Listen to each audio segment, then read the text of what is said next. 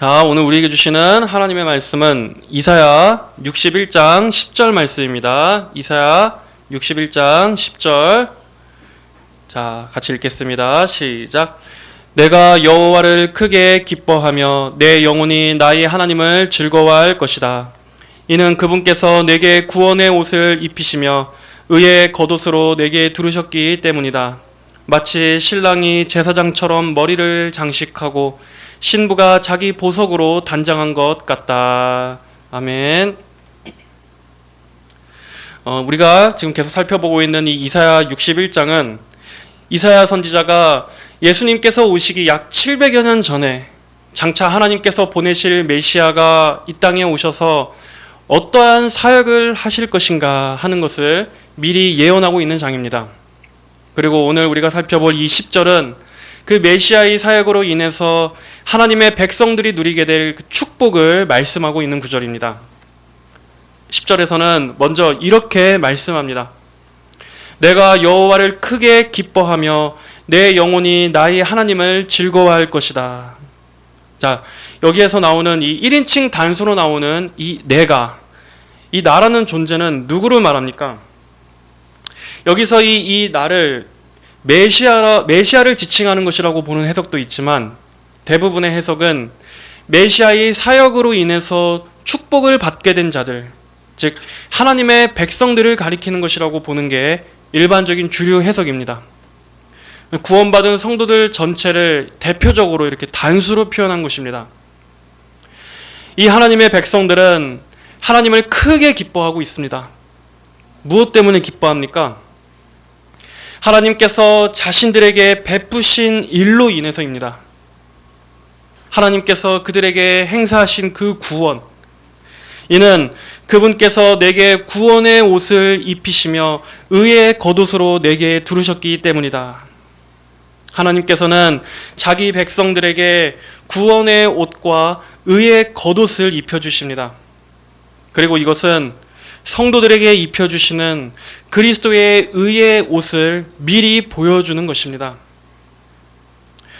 여기서 우리가 눈여겨봐야 할 것은 단순히 구원만이 아니라 의를 같이 말씀하고 있다는 것입니다. 구원에 있어서 이 의의 문제는 따로 뗄래야 뗄 수가 없습니다. 여러분, 인간은 모두가 다 죄 가운데 있고 하나님의 공의로운 심판 아래에 있습니다. 로마서 3장 10절로 20절에 이와 같이 기록되어 있다. 의인은 없으니 하나도 없으며 깨닫는 자도 없고 하나님을 찾는 자도 없다. 모두가 탈선하여 한 가지로 무익하게 되고 선을 행하는 자가 없으니 하나도 없다. 그들의 목구멍은 열린 무덤이고 그 혀로는 속임을 일삼으며 그 입술에는 독사의 독이 있고 그 입에는 저주와 독설이 가득하다. 그 발은 피 흘리는 데 빠르며 파멸과 비참함이 그들의 길에 있어 평강의 길을 알지 못한다. 그들의 눈앞에는 하나님을 두려워함이 없다. 우리가 아는 것은, 율법이 말하는 것은 율법 아래에 있는 자들에게 말하는 것이니 이는 모든 입을 막고 온 세상을 하나님의 심판 아래에 있게 하려는 것이다. 그러므로 율법의 행위로는 그분 앞에서 의롭다 하심을 받을 육체가 없으니 율법으로는 죄를 깨달을 뿐이다. 성경은 분명히 이렇게 말씀하고 있는 것입니다. 이렇게 모든 사람은 다 죄인으로서 그 누구도 하나님 앞에서 자기의 의로움을 주장할 수 있는 사람은 단 한 사람도 없습니다. 이 죄가 모든 인간 안에 보편적으로 다 있는 것입니다. 그러나 하나님께서 은혜로, 오직 하나님의 은혜로 의롭다 선언하실 때 비로소 진정한 기쁨이 생깁니다. 이 기쁨은 세상이 주는 쾌락이나 도덕적인 자기 의에서 나오는 것이 아니라 그리스도의 십자가의 핏값을 통해서만 우리에게 오는 것입니다. 하나님께서는 결코 죄를 용납하시는 분이 아닙니다. 우리가 여기 61장 8절을 봐도 나 여호와가 정의를 사랑하며 약탈과 불의를 미워하고, 이렇게 하나님은 공의를 사랑하십니다. 하나님은 죄를 결코 그냥 눈 감아 넘어가시는 분이 아니십니다. 그러므로 하나님께서 공의만으로 우리를 대하셨다면 그 누구도 이 하나님의 공의와 정의 앞에 살 자가 없습니다. 모두가 다 지금 즉시 심판을 받아도 할 말이 없는 마땅한 죄인이기 때문입니다. 죄는 반드시 심판을 받아야 하며 또 성경은 죄의 싹은 사망이라고 분명히 말씀하고 있습니다. 그만큼 하나님께서는 죄를 미워하시는 분이십니다. 죄는 반드시 대가를 치러야 합니다. 그것이 바로 하나님의 공의입니다. 그러나 하나님께서는 동시에 사랑의 하나님이시기도 합니다. 사랑은 하나님께 속한 것이니 또 사랑하지 않는 자는 하나님을 알지 못하니 하나님은 사랑이시기 때문이다. 성경은 분명히 이렇게 말씀합니다. 자, 그렇다면 죄는 반드시 벌하셔야 하는 이 하나님의 공의와 또 한편으로는 죄인을 불쌍히 여기시고 구원하시려는 이 하나님의 사랑, 이 둘은 서로 충돌이 되지 않겠습니까? 어떻게 하나님 안에는 이러한 양면적인 서로 모순적인 면이 있을 수 있습니까? 이것을 하나님께서는 어떻게 해결하셨습니까? 이 공의와 사랑이 십자가에서 만난 것입니다. 하나님의 공의는 십자가에서 어떻게 성취되었습니까? 죄는 반드시 심판을 받아야 하므로 하나님의 아들이 우리 죄인이 아니라 하나님의 아들이신 예수 그리스도께서 친히 죄 없는 몸으로 이 땅에 오셔서 우리 죄인들의 죄를 대신 짊어지시고 그분이 죽으신 것입니다. 이사야 53장 5절로 6절에 그가 찔린 것은 우리의 허물 때문이며 그가 상처를 받은 것은 우리의 죄악 때문이다. 그가 징벌을 받음으로 우리가 평화를 누리고 그가 채찍에 맞음으로 우리가 고침을 받았다. 우리는 모두 양같이 방황하여 각기 제 길로 갔으나 여호와께서는 우리 모두의 죄를 그에게 넘겨 씌우셨다. 하나님께서는 결코 그냥 죄를 넘어가신 게 아닙니다. 예수님의 대속적인 희생을 통해서 우리의 죄값을 완전히 지불하게끔 하신 것입니다. 또 사랑은 하나님께서 우리를 사랑하셔서 당신의 아들을 내어주셨다는 것입니다. 요한일서 4장 9절 10절에 하나님의 사랑이 우리에게 이렇게 나타났으니 곧 하나님께서 자신의 유일하신 아들을 세상에 보내신 것은 그분으로 말미암아 우리를 살리려는 것이다. 사랑은 여기 있으니 우리가 하나님을 사랑한 것이 아니라 그분께서 우리를 사랑하셔서 우리 죄를 위하여 자신의 아들을 속죄 제물로 보내주신 것이다. 우리가 받을 모든 심판과 형벌을 예수님께 담당시키심으로 우리에게는 은혜와 용서를 베풀어 주신 것입니다. 이렇게 하나님께서 죄인인 우리를 의롭다 하신 것은 죄를 그냥 무시하고 넘어가신 것이 아니라 그냥 죄를 그냥 덮어놓고 만 것이 아니라 바로 그리스도의 대속이 있었기 때문입니다. 예수님께서 우리 대신 흘리신 그 피가 있었기 때문입니다. 인간은 자기 자신으로서 하나님 앞에 옳다 인정을 받는 게 아니라 오직 이 예수님의 대속적 죽음을 믿고 의지할 때에만 하나님 앞에 받아들여질 수 있습니다. 이 세상의 모든 종교는 다 자기 자신으로서 신 앞에 나아가는 종교입니다. 물론 그들도 희생 제물을 바치곤 합니다. 제물의 목숨과 피를 바쳐서 신의 진노를 달래고 신과 화해하려는 시도를 합니다. 물론 그런 풍습조차도 아담 때부터 계시되어 온 그 제사 방식이 죄로 타락해서 그런 마귀적인 것으로 변질된 흔적이지만 어쨌든 이 세상의 다른 종교에서도 제물의 개념이 있고 또 희생과 죽음을 통해서 신 앞에 나아간다는 그러한 개념이 있습니다. 하지만 이 세상의 종교들과 기독교의 근본적인 차이는 바로 누가 희생 제물이 되느냐, 누가 중심에 서느냐입니다. 세상의 종교는 인간이 자기 자신을 의지하여 나아가는 것입니다. 아무리 재물을 바치고 선행을 쌓고 공덕을 행해도 결국에 그 중심에는 자기 힘, 자기 공로로 신의 은총을 받으려는 게 있습니다. 심지어 재물조차도 내가 바친 것입니다. 인간 편에서 제공하는 것입니다.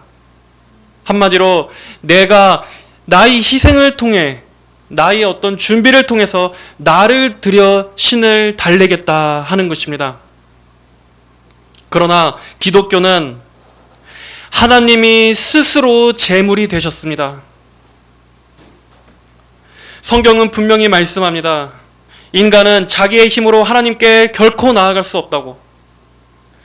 하나님께서는 너무나 거룩하셔서 죄를 조금도 가까이 하실 수 없는 분이시기 때문에 죄로 부패한 우리 인간은 감히 하나님 앞에 나아갈 수조차 없을 뿐더러 그 죄로 타락한 본성의 반역의 본성 때문에 인간은 하나님 앞에 나아갈 마음조차 갖지 않습니다.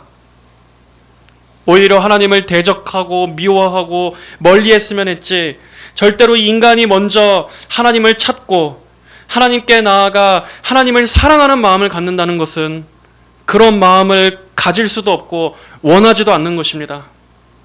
이것이 인간이 영적으로 죽어 있고 영적으로 전적 무능한 상태라는 말입니다. 그래서 하나님께서 직접 길을 여신 것입니다. 곧 우리 주 예수 그리스도를 통한 구원의 길입니다. 예수님께서는 흠없고 점없는 하나님의 어린 양으로 오셔서 우리가 드릴 수 없는 완전한 제물이 되셨습니다. 예수님 자신을 제물로 주시기 위해서 오셨다는 것입니다. 여러분, 복음이 무엇입니까? 복음은 인간이 준비한 제물이 아니라 하나님이 주신 제물이 우리를 살린다. 바로 이 소식입니다. 이것이 하나님께서 정하신 구원의 방식이요, 다른 이 세상의 모든 종교와 구별짓는 우리 기독교의 독특성과 유일성입니다. 이 세상의 종교, 이 땅에서 인간이 만들어낸 종교는 인간이 자기의 힘으로 신에게 올라가려는 그러한 개념이지만, 기독교는, 복음은 하나님이 친히 내려오셔서 그분의 죽으심을 통해 우리를 끌어올리시는 것입니다. 다른 종교들은 다 인간이 준비하지만 기독교는 하나님께서 친히 아들을 제물로 내어주셔서 죄인인 인간을 자신과 화목하게 하셨다는 것입니다. 곧 행위가 아니라 오직 은혜로서만 하나님께 나아갈 수 있다. 이것이 근본적인 차이입니다. 하나님께서 세상을 이처럼 사랑하셔서 유일하신 아들을 주셨으니 이는 그분을 믿는 자마다 멸망하지 않고 영생을 얻게 하려는 것이다. 그분을 믿는 자마다. 그러므로 죄인이 영생을 얻고 하나님께로부터 의롭다함을 얻는 것은 오직 예수 그리스도를 믿는 믿음으로, 그분을 믿는 자마다 이 믿음으로 의롭다함을 얻는 것입니다. 이것을 이신칭이라고 합니다. 믿음으로 말미암아 의롭다 칭함을 받는다. 이신칭의. 자기 행위나 공로가 아닙니다. 나의 선행이나 도덕적 성품도 아닙니다. 오직 예수님의 인격과 그분의 십자가 대속의 사역을 믿음으로, 이 믿음으로 하나님께서 우리를 의롭다, 즉 죄가 없고 의로운 자라고 여겨주시는 것입니다. 오늘 말씀에 이는 그분께서 내게 구원의 옷을 입히시며 의의 겉옷으로 내게 두르셨기 때문이다 라고 말씀하고 있습니다. 이 옷을 내가 준비해서 입었다고 말합니까? 아닙니다. 그분께서, 하나님께서 구원의 옷을 입혀주신 것입니다. 그리고 의의 겉옷, 외부로부터 의로운 옷을 입혀주신 것입니다. 이 이신칭의는 복음의 심장부에 해당한다고 말할 만큼 중요한 핵심 진리입니다. 그래서 마틴 루터도 그 유명한 말을 했습니다. 이 칭의의 교리는 교회가 서고 넘어짐을 결정하는 교리이다. 루터는 이렇게 말했습니다. 그만큼 교회가 이 칭의의 교리를 잃으면 복음 자체가 사라진다는 것입니다. 오직 믿음으로만이 아니라 믿음의 행위를 더하게 되면 복음이 은혜가 될 수 없습니다. 교회가 칭의를 전면에 선포하지 않는다면 결국에는 교회도 결국 또 다른 행위의 종교, 인간 중심의 종교로 전락할 뿐입니다. 역사상 많은 사람들이 그리고 마귀도 이 이신칭의 교리를 공격했습니다. 그만큼 오직 믿음으로만 의롭다함을 얻는다는 이 교리가 하나님의 구원의 은혜를 가장 높이는 것이기 때문에 마귀는 어떻게든 그것을 왜곡시켜서 하나님의 은혜가 은혜되지 못하도록 했던 것입니다. 그래서 여기에 대한 많은 잘못된 인식들을 심어놨습니다. 하지만 칭의는 감히 우리 인간 안에서는 나올 수 없는 오직 하나님만 하실 수 있는 가장 놀라운 은혜의 교리입니다. 칭의, 즉 의롭다 칭하여 주신다 하는 이것은 여러분 우리가 잘 알아야 하는 게 내가 예수님을 믿음으로 이제 내가 내적으로 의로워졌다 하는 게 아닙니다. 이것은 외적으로 선언해 주시는 것입니다. 마치 법정에서 판결을 하듯이 법정적 용어인 것입니다. 법정적 선언입니다. 만약에 내 안에 어떤 의로움을 주셨다라고 한다면 그건 역시도 하나의 자기의로 작용할 수 있습니다. 아, 나는 이제 의로운 사람이야. 내 안에 의가 있어. 이렇게 교만해질 수 있습니다. 하지만 이것은 외부에서 전가해 주신 의입니다. 즉 오늘 여기 10절의 말씀처럼 옷을 입혀주신 것입니다. 사실상 우리 안에는 여전히 깨끗하지 못한 것이 있지만 이렇게 외부에서 하나님께서 그리스도의 의라는 옷을 입혀주신 것입니다. 그렇기 때문에 이 교리는 오히려 우리를 겸손하게 만들어줍니다. 여전히 나는 죄가 많고 허물이 많은 존재지만 그럼에도 하나님께서 나를 의롭다고 선언해 주셨구나. 이 의도 내게 나온 것이 아니라 순전히 하나님의 은혜로 그리스도를 통해 준 것이야. 그러므로 나는 오로지 감사할 수밖에 없어. 모든 공로와 자랑은 내가 아니라 예수님께 돌려줘야 돼. 이렇게 자기 자신에 대해서는 철저히 부정하면서도 오직 예수님의 의만 높일 수밖에 없게 되는 것입니다. 그리고 이것은 법정적 용어이기 때문에 다시 번복될 수가 없습니다. 하나님께서 한번 그리스도를 믿는 죄인을 의롭다고 쾅쾅쾅 선언하셨으면 이제 그 자를 하나님은 또다시 불의하다라고 번복하시지 않는 것입니다. 하지만 로마 카톨릭에서는 이런 식이 아니라 내주하는 의를 말합니다. 내주하는 의. 즉 외부에서 우리 안에 의가 주입됐다고 말하는 것입니다. 그래서 이 의를 인간이 유지해야만 합니다. 어떻게 유지합니까? 성찬과 고해 성사를 통해서, 선행을 통해서, 사랑의 행위를 통해서, 그래서 그 의를 유지해야 한다는 것입니다. 그리고 그렇게 유지하면서 점점 그 의의가 강화된다고 말합니다. 그러다가도 큰 죄를 지으면 어떻게 합니까? 그 의의를 잃어버릴 수 있다고 말합니다. 그러면 또 고해성사나 보속을 통해서 다시 그 의의를 또 회복해야 합니다. 여기서 보속이 뭐냐면 자기가 지은 죄를 갚기 위해서 그것을 배상하는 행위를 말하는 거예요. 죄를 지었으면 거기에 해당하는 형벌을 없애기 위해서 고해성사를 하거나 금식을 하거나 고행을 하거나 선행을 하거나 해서 그 형벌을 없애야 한다는 것입니다. 여러분, 과연 이게 복음입니까? 여기에 어떻게 구원의 확신과 영생의 소망이 있겠습니까? 그래서 카톨릭이 마귀의 종교라는 것입니다. 영혼을 이런 식으로 또 다른 방식으로 올가매고 결국 예수 그리스도의 십자가를 헛되게 만드는 짓을 하기 때문에 카톨릭 교리에는 구원이 없다고 우리가 말하는 것입니다. 성경은 어떻게 말씀합니까?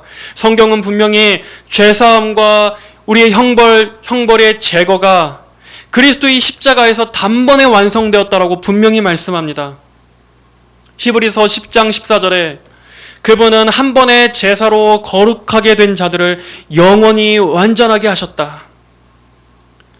이처럼 우리의 죄는 나의 선행이나 고행으로 갚는 것이 아니라 오직 예수 그리스도의 그 대속의 피로만 갚아지고 씻겨질 수 있는 것입니다.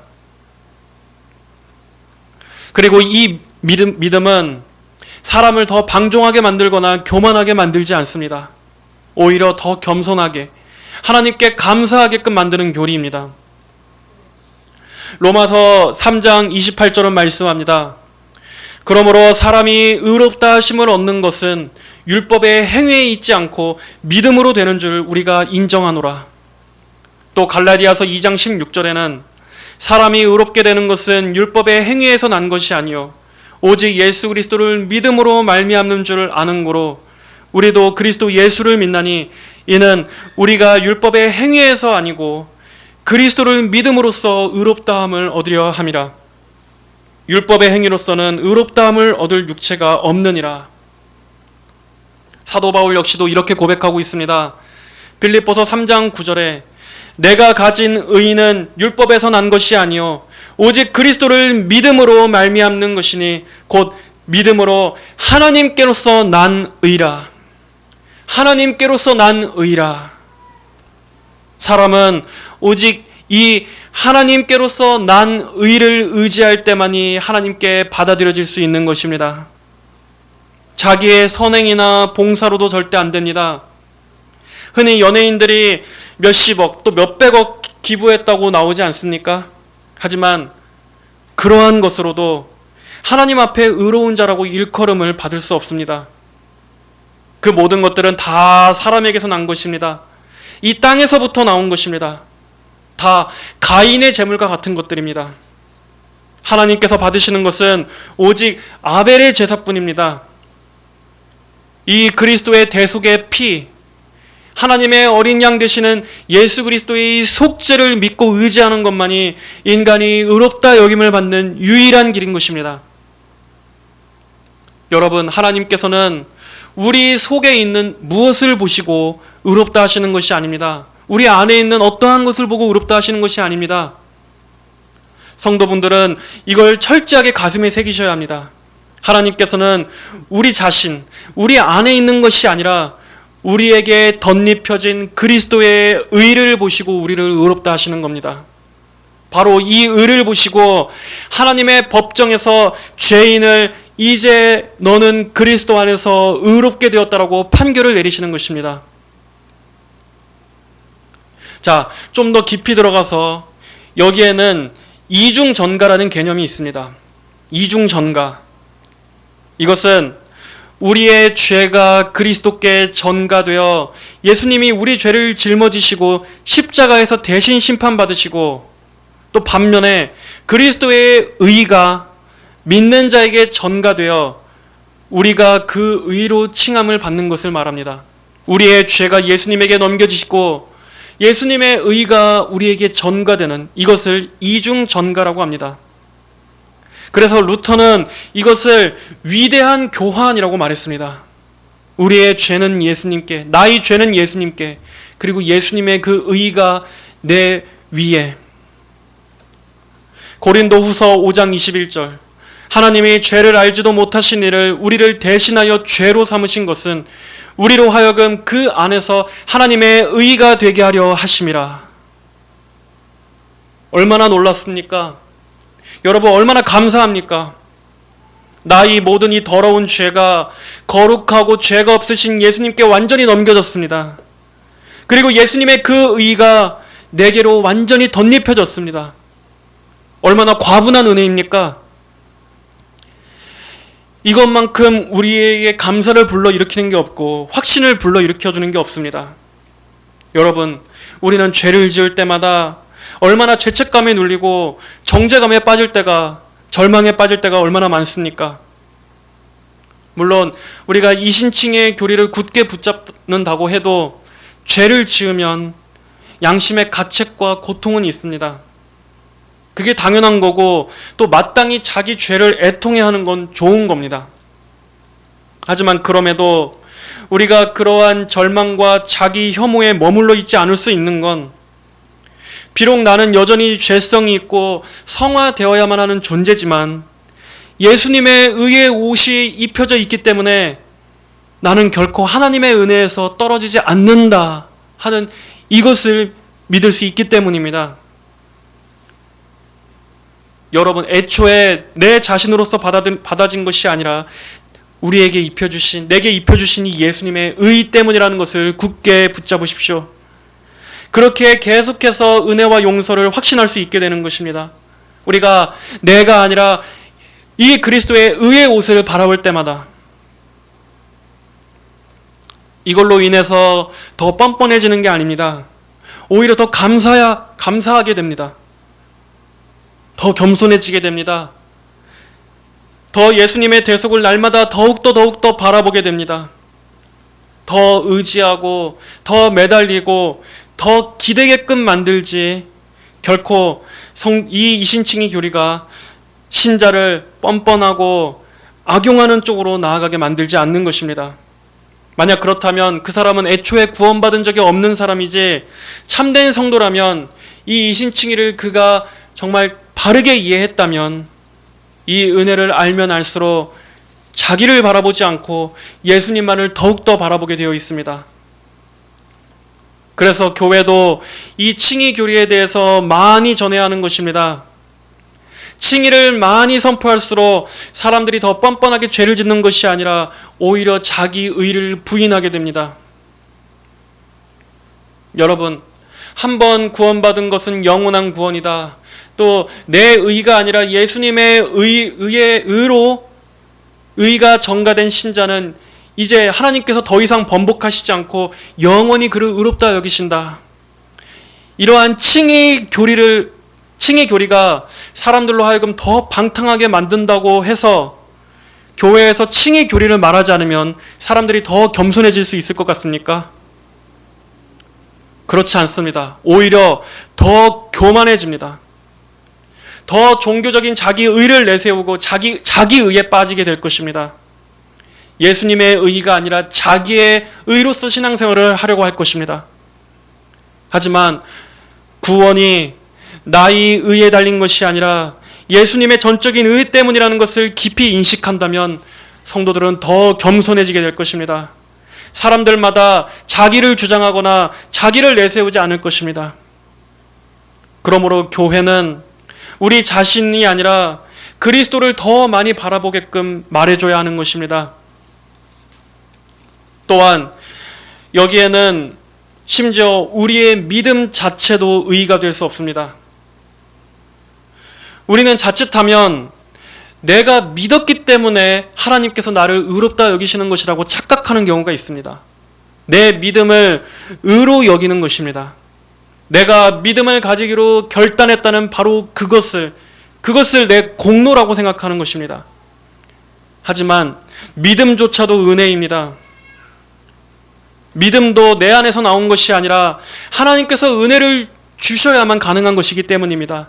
하나님이 은혜를 주셨기 때문에 우리가 믿어지게 된 것입니다. 그러므로 내가 믿음을 가졌다는 이 사실조차도 나의 자랑이 될 수 없습니다. 여기에서도 오직 하나님만 영광을 받으셔야 합니다. 오직 하나님의 은혜만 높임을 받으셔야 합니다. 우리의 의의 기초는 오직 예수님의 의입니다. 내 안에서 나온 건 아무것도 없습니다. 그렇다면 이 예수님의 의는 구체적으로 어떤 의입니까? 바로 예수님의 순종하심입니다. 예수님께서 이 땅에서 하나님의 모든 율법에 완전하게 순종하신 바로 그 의, 그리고 십자가에서 형벌을 당하시고 죽기까지 순종하신 그 의, 이것을 예수님의 능동적 순종, 수동적 순종이라고 하는데, 이렇게 예수님께서 하나님의 모든 뜻과 법을 완전히 순종하신 그 완전한 의로움, 율법을 온전히 다 지키면 하나님은 그 모든 율법을 지키는 자를 의롭다, 의롭다라고 말씀해 주시는데 예수님은 이 땅에서 하나님의 모든 율법을 지키시고 순종하셨습니다. 그러므로 예수님 안에 있는 그 완전한 의로움을 우리에게 전가시켜 주신 것입니다. 그래서 마치 우리가 그 의를 다 행한 것처럼 그렇게 보아주시는 것입니다. 이렇게 예수님께서는 애초에 우리 안에서 절대로 이룰 수 없는 그 의를 우리 주님이 다 성취하셨습니다. 십자가에서 우리 대신 저주와 진노의 형벌을 담당하심으로 하나님의 공의를 충족시키심으로써 우리의 죄를 제거하시고 하나님의 진노를 누그러뜨리셨습니다. 그리고 평생 동안 율법을 온전히 다 순종하셨습니다. 그리고 마지막으로 우리의 의롭다 하심을 위하여 다시 살아나시기까지 이렇게 우리의 의는 예수님의 이 객관적 사역에 근거하고 있는 것입니다. 예수님의 객관적 사역. 이 기독교의 복음과 신앙이 주관적인 영역에만 머물러 있어서는 안 되는 이유가 바로 여기에 있습니다. 신앙의 기초는 내 느낌, 내 체험, 내 감동, 이것이 중심이 아니라 예수님이 하신 그 일에 기초해야 합니다. 교회가 예수님이 하신 일, 하나님께서 그리스도의 십자가 위에서 행하신 그 일을 객관적 진리로서 선포해야 거기에서 믿음이 나오고 거기에서 구원과 의의가 출발하는 것입니다. 우리의 믿음은 철저하게 그 객관적 토대에 기초하고 있어야만 합니다. 여기에 기초하지 않고서 어떻게 성도들이 자기의 구원을 확신할 수 있겠습니까? 자기 안에서는 백날 찾아봐도 구원의 확신이 절대 생길 수 없습니다. 내 안에서는 의의 근거라고 할 수 있는 것은 눈을 씻고서 찾아볼 수 없고 결코 내 안에서 어떤 그 흔들리지 않는 의의 기초는 절대 나올 수가 없는 것이기 때문입니다. 우리의 의의 근거, 내 믿음의 토대, 모든 것은 예수님께서 십자가에서 이루신 그 객관적 사역, 거기에 든든히 토대를 둬야 하는 것입니다. 그리고 우리는 그것을 바라보며 믿는 것입니다. 그리고 성령께서는 바로 이 복음으로 죄인들을 부르십니다. 이 복음을 들을 때 하나님께서 구원으로 예정하신 택자는 이 복음이 믿어집니다. 하나님께서 믿어지게 하십니다. 이것을 효과적인 부르심, 유효적 부르심이라고 합니다. 성령께서는 복음을 통해서 택자들 안에 새 생명을 일으키시고, 즉 거듭나게 하시고 그리스도께로 실제적으로 이끄십니다. 그래서 믿는 자를 그리스도와 실제적인 인격적 연합 속으로 하나 되게 묶으시는 것입니다.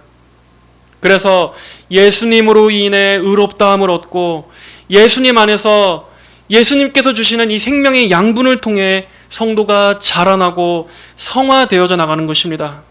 그렇게 성령께서는 이 구속을 우리에게 적용하십니다.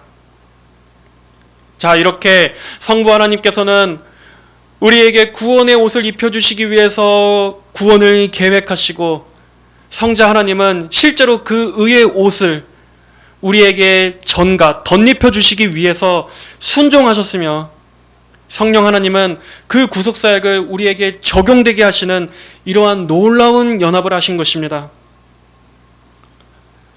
성도들의 참된 기쁨은 바로 이 이신칭의의 은혜를 바르게 이해하고 믿을 때 이것이 우리의 기쁨의 셈이 됩니다. 여기에서 우리의 구원의 확신이 나옵니다. 여기에서 하나님의 구원의 능력과 그 위대함과 풍성함을 보게 되는 것입니다. 이 진리를 붙잡을 때 양심의 짐에서 해방됩니다. 참된 자유와 위로의 근거를 얻습니다. 자신의 행위나 감정에 휘둘리지 않고 오직 그리스도에 의해 견고히 뿌리를 두기 때문에 마귀의 그 어떤 정죄와 참소에도 성도는 흔들리지 않을 수가 있는 것입니다. 그러므로 성도 여러분, 우리의 구원은 오직 이 그리스도의 의 때문임을 굳게 붙잡으십시오. 여러분의 구원의 확신이 흔들리고 불안할 때마다 나는 그리스도 안에서 의롭다, 나는 그리스도 안에서 의롭다라는 이러한 선언으로 여러분 자신의 영혼을 격려하시기 바랍니다. 2층의 확신은 그리스도인의 가장 큰 위로입니다. 이것이 없다면 그 영혼은 늘 흔들릴 수밖에 없습니다. 그러므로 그리스도의 의를 매 순간 바라보십시오. 그리스도의 의를 매 순간 바라보십시오. 내가 여호와를 크게 기뻐하며 내 영혼이 나의 하나님을 즐거워할 것이다. 이는 그분께서 내게 구원의 옷을 입히시며 의의 겉옷으로 내게 두르셨기 때문이다. 마치 신랑이 제사장처럼 머리를 장식하고 신부가 자기 보석으로 단장한 것 같다. 우리는 하나님께서 내게 그리스도의 의의 옷을 통해 내게 나를 의롭다 하시고 이러한 새 옷을 입혀주셨다. 이것이 우리의 기쁨이며 우리가 하나님을 즐거워하게 되는 가장 근본적인 이유인 것입니다. 우리의 의는 바로 이 예수님의 객관적 속죄 사역, 주님의 순종에 있습니다. 양심이 정죄할 때마다 내게 입혀진 예수님의 의의 옷을 바라보시고 하나님께서 이러한 놀라운 방식으로 나를 구원해 주셨구나 하는 우리 하나님께 감사와 은혜를 올려드리시길 바랍니다. 온전히 날마다 이 예수님의 의만을 굳게 붙잡으시는 여러분 모두가 되시기를 주님의 이름으로 축복합니다. 하나님 아버지 감사합니다. 참으로 악하고 부정한 저희들을 하나님께서 은혜와 믿음을 주셔서 예수님의 의의 옷으로 우리의 모든 더러움들을 가려주시니 감사합니다. 모든 성도들이 나 자신을 바라보면서 좌절에 빠지는 것이 아니라 십자가에 달리신 그리스도를 많이 바라보며 거기서 우리 주님이 모든 구원을 성취했다는 것을 더욱더 많이 바라보게끔 하여 주시옵소서. 우리의 신앙이 예수님의 이 십자가라는 객관적 사역에 기초했다는 바로 여기에서 견고한 믿음과 확신을 가질 수 있도록 인도하여 주시옵소서. 그리고 그리하여 흔들리지 않는 믿음으로 살아가며 오직 하나님 아버지께만 영광을 올리는 그러한 삶을 살아갈 수 있도록 은혜를 베풀어 주시옵소서. 감사드리며 살아계신 예수님의 이름으로 기도합니다. 아멘.